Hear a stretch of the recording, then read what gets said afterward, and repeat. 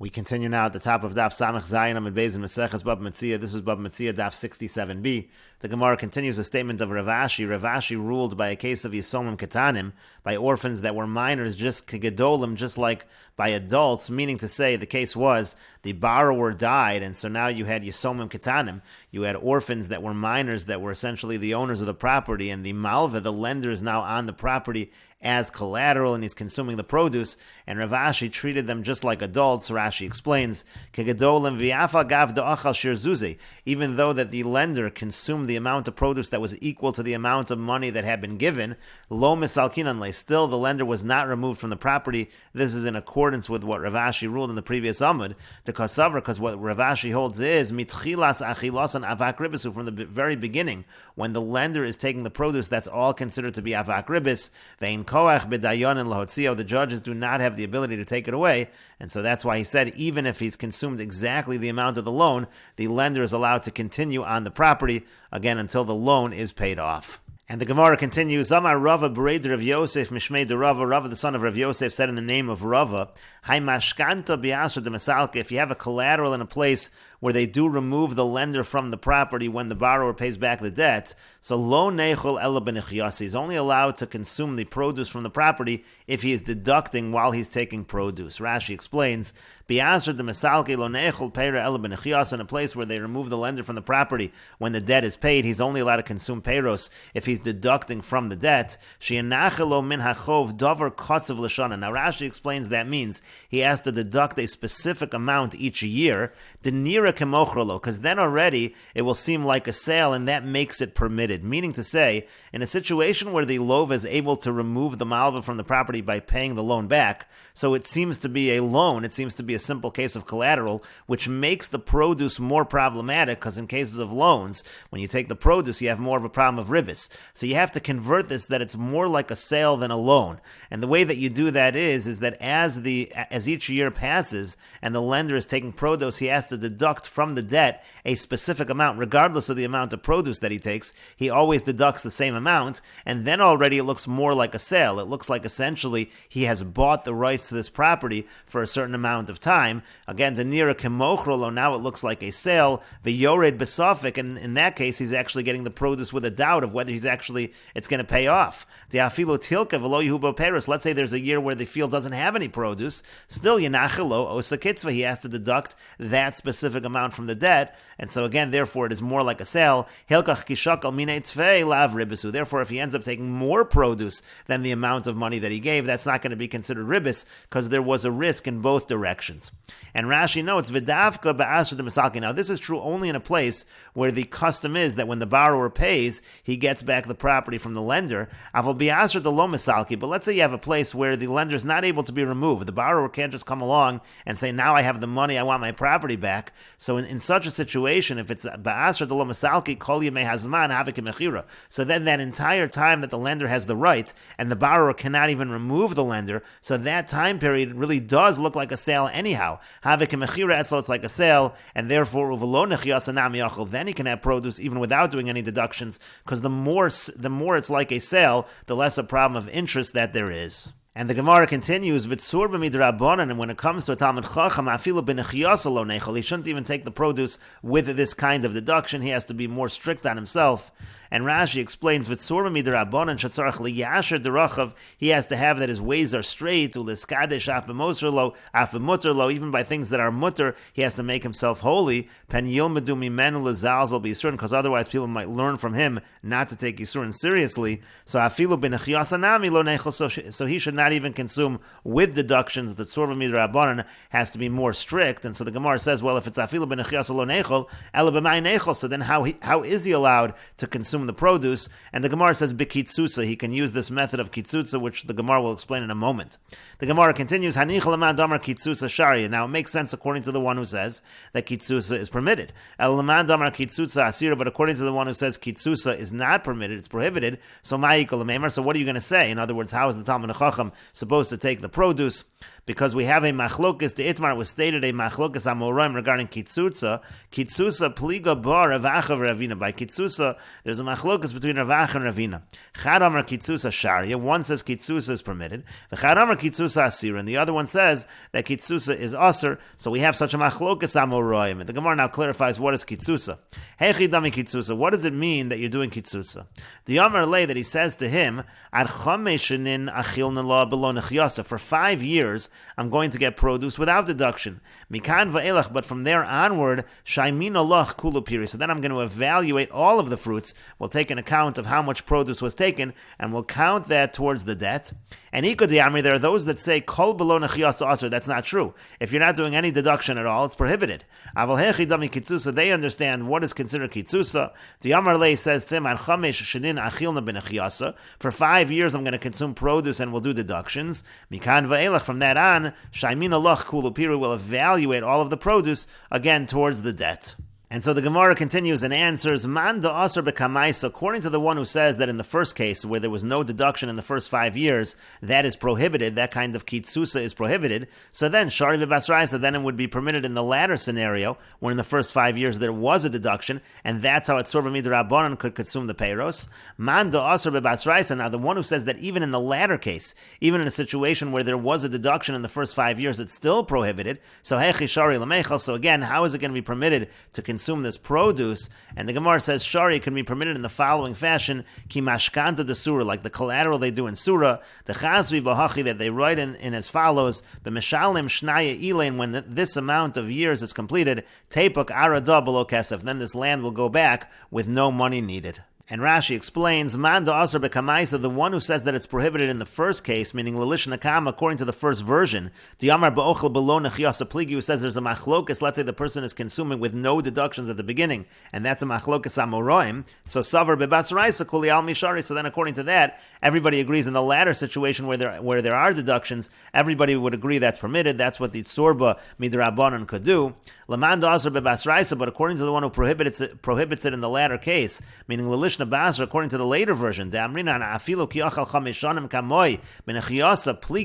even in a case where the first 5 years there's deductions, there's still a machlokas amoraim, that one of them says it's prohibited. So hey cheshari, so in what situation would it be permitted? And the Gemara then answered that it could be permitted according to the mashkanta de surah, which is written up as follows: b'mishalim shnai, when these years are completed, then the land goes back. In such a situation, the lo michsi kalva, there it doesn't appear to be a loan, meaning in that situation it's not even structured as a loan. Essentially, the lender gave money and then he took this property for a fixed amount of years. It's really more like a purchase than a loan. It's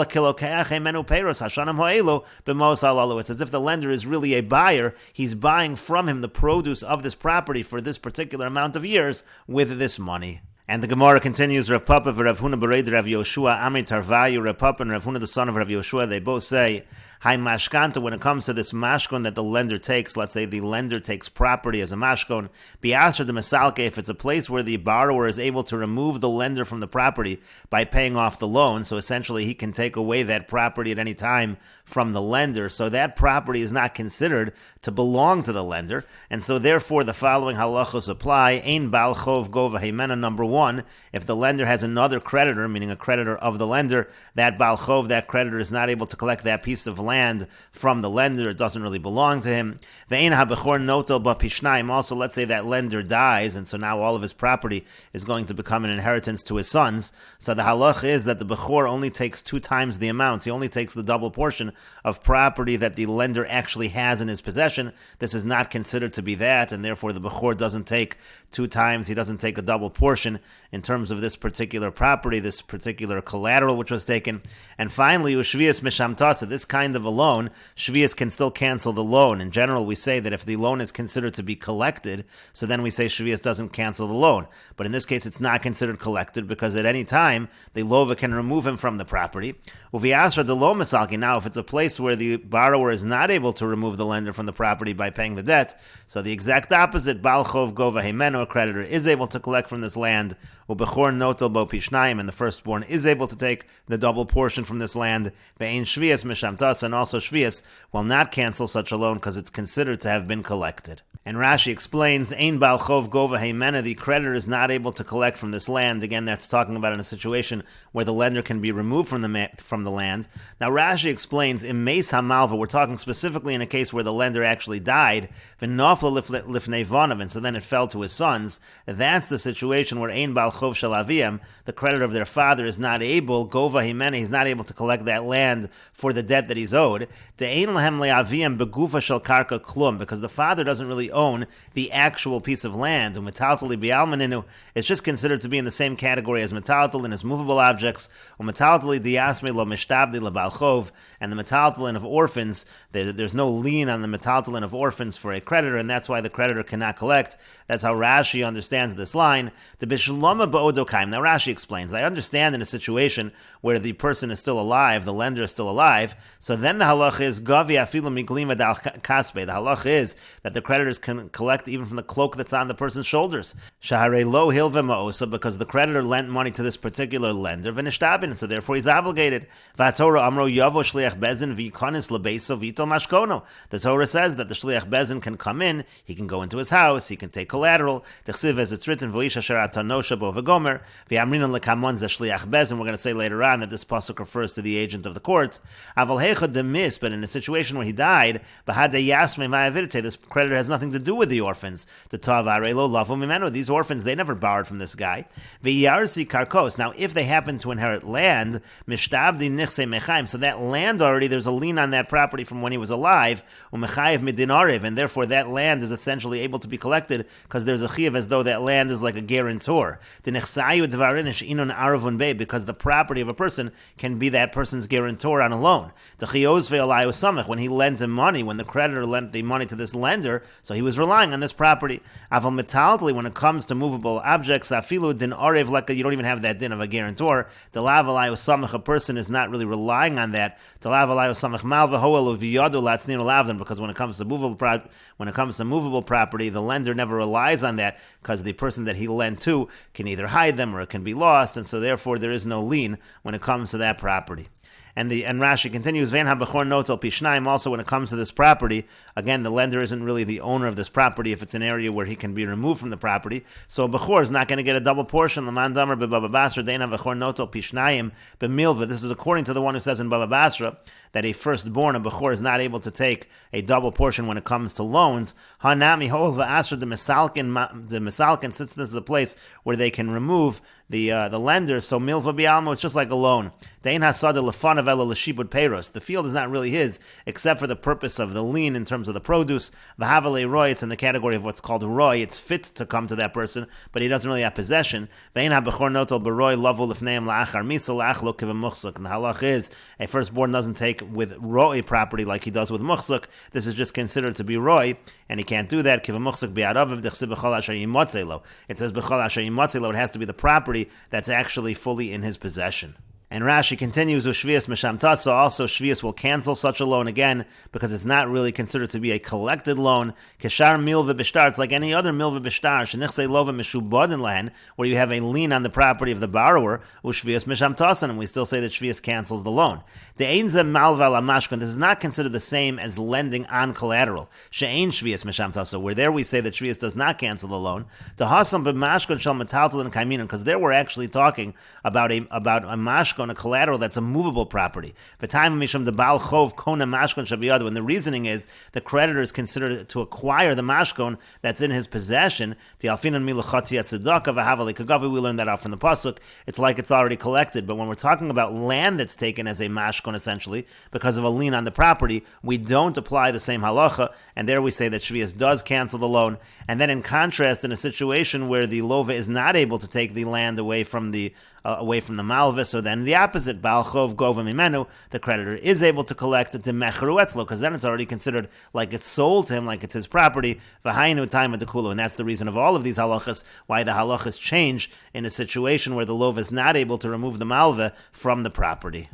And the Gemara continues, V'yamar Mar Zutra mishmei de Rav Papa, and Mar Zutra said in the name of Rav Papa, Hai mashkanta, this collateral, meaning again land that was taken as collateral by the lender, bi'asr de misalki, if we're in a place where the borrower can remove the lender from the property if he pays off the debt, even if he pays off the debt early, he can remove him from the property. So then, misalki levi afilu mitamri davudi, he's allowed to remove him even from dates that have been harvested and spread on mats. Even those we say that the borrower can take back from the lender. V'yagbinu b'sisni, however, let's say the lender lifted up the dates in baskets, so then kananu, then he's acquired them, then the borrower cannot take them.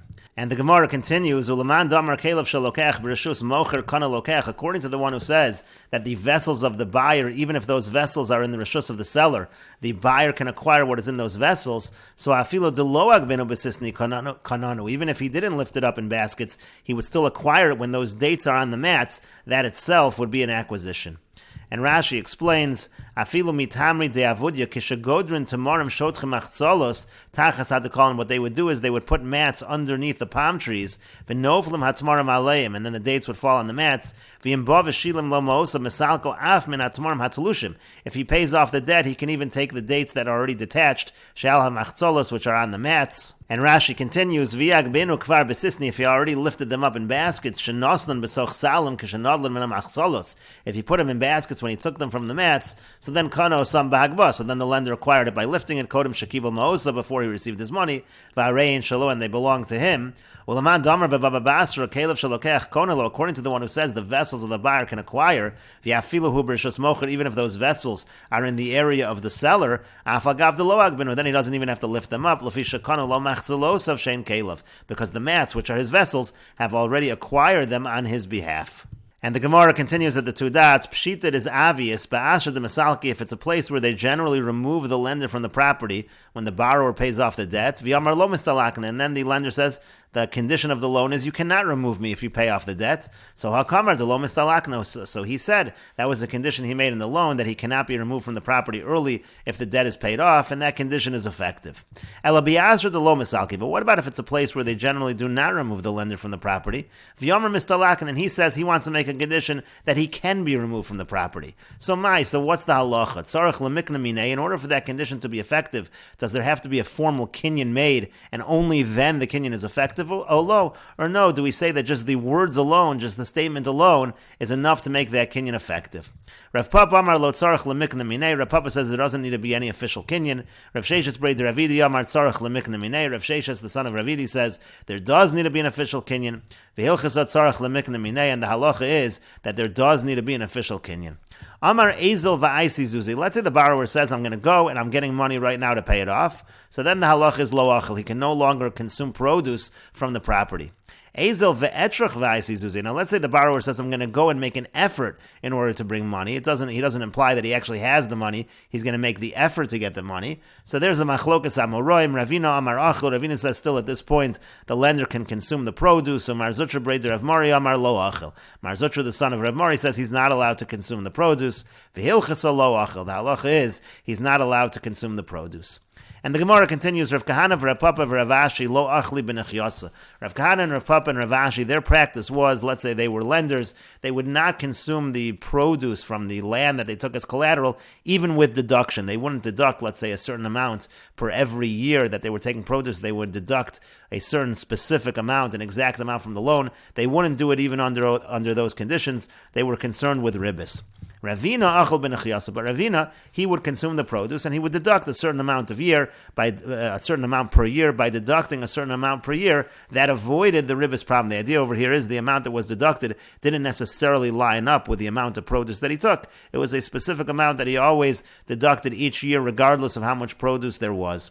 And the Gemara continues, Amar Mar Zutra says, My time and demand achal b'nechyasa. What is the reasoning of somebody who's willing and saying that it's okay to consume produce as long as you're deducting a little a year? That's midi dehavi astei achuz. It's similar to what we find by an ancestral field, by the halachas by an ancestral field. Stei achuz alav afagav de koachal pirituva. When it comes to an ancestral field, even though the person is consuming a lot of produce and there's a concept of redeeming that field, still Amar Achmana, still the Torah says, And Rashi explains, V'yamar lo mistalak, and if he says, the lender says, you can't remove me, meaning b'shas matan mos, meaning at the time that he gives the money, he makes this condition that he cannot be removed from the field. Hisnal menashlo tuchal esalkeni ad kach v'kach shanim v'chulu, says you can't remove me until this time period, until this specific time. V'al menaskein nasan ma'osav, and he's giving the money on that condition. V'karka nikna b'kesef, bein derech mekach, bein derech schirus, bein b'chol adrachan kafi atanai. Anytime you're dealing with land, the acquisition is made with kesef. He's giving money right now. He can make whatever condition, so that's effective. But the question is, what if it's the other way around? What if he's now saying you could remove me from the property? So tzarech lemikna minei, do you have to make a formal acquisition on that condition? Di lokani minei dibura bialmu, because you could say if there's no formal acquisition, so that's just mere words. V'yachalomar loeshna min aminag, he's able to say, I don't want to change actually from the custom. The custom is you can't remove me, and then I don't want to be removed. And so do you have to make a kinyan or not? The Gemara said that you do have to make a kinyan. Amar le ezel va'aisi zuze, then the Gemara went to a case where the borrower says, I'm going to go get money, ve'ashalim lach and I'll pay you, me'ata al toch al peiros od, don't consume produce any further from this point in time. So then lo achil hoel v'hamos muchanim lo, he shouldn't consume any produce because the money's ready. V'lo nasnu lo reshus liyo shomid v'ochil, he doesn't have permission to take the food. Uvi'asher de masal kakoi, we're talking here about a place where the borrower does have the ability to remove the lender from the property. And finally, the Gemara had a proof from Stei Achuza. So Stei Achuza is the ancestral field. Sha'amra Torah lifdosa min hektish. The Torah says that one can redeem the ancestral field from hektish lefi hashonim ad hayovel, according to the amount of years that are left until yovel, and the amount is sela upundion lashana. It's a sela and a pundion per year. Kefi cheshben chamishim shekel levei zera chomer seorim le'arboim v'teisha shnos yovel, according to the amount of 50 shekel per every base zera chomer seorim, which is an amount of land. You calculate that according to the 49 years of Yovel. So there's a set amount of money of the redemption. Now, even though Hektish is consuming a lot of produce in that time, meaning the produce of the entire year is worth a lot, still the redemption is going to be for a lot less than that. And so therefore, in this situation, it's a set amount for the redemption. You could have potentially a problem of ribbis, and we're saying, no, it's not a problem of ribbis in this situation. Just like we see by Stei Achuza, so too that is true by a loan, and we will continue with this discussion in the next video on Daf Samech Ches Amud Aleph.